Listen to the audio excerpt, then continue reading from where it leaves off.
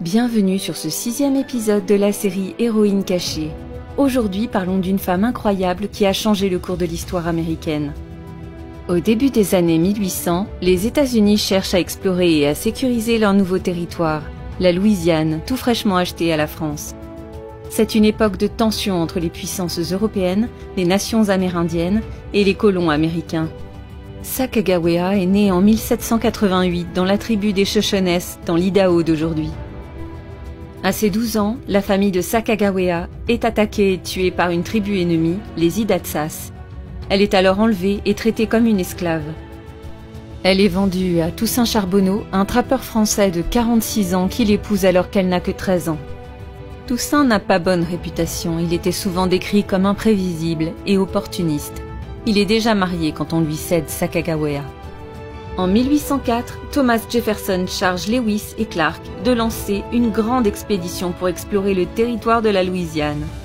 Il recrute Charbonneau comme interprète, mais c'est Sacagawea qui va véritablement marquer cette expédition. Je connais ces terres. Je vous montrerai les chemins sûrs pour traverser les montagnes.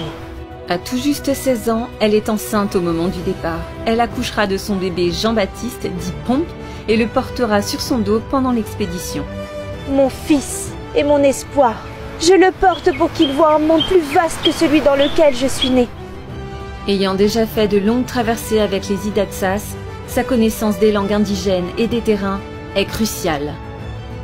Ils croiseront d'ailleurs une tribu Shoshonese d'abord hostile.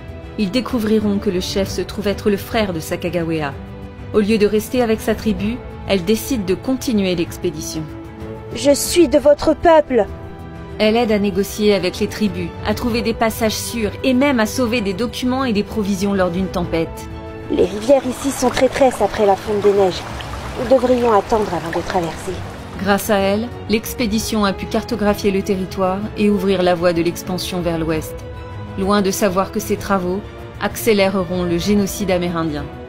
Sacagawea est une mère dévouée. Pompe devient une figure importante de l'histoire grâce aux relations qu'il noue pendant le voyage. Il sera élevé et éduqué comme un fils par Clark dès 1809 à Saint-Louis. Elle accouchera d'une petite fille en 1812, Lisette. Elle décède du typhus en 1812 à Fort Manuel-Lisa, à l'âge de 23 ans pendant une expédition commerciale. Sacagawea est encore et toujours un modèle de résilience pour de nombreuses générations. Une question subsiste.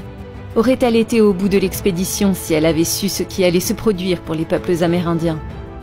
Elle est plus que jamais, à nos yeux, une véritable héroïne cachée. Merci d'avoir regardé ce 6e épisode. Likez, partagez et abonnez-vous pour suivre d'autres aventures de femmes qui ont façonné le monde.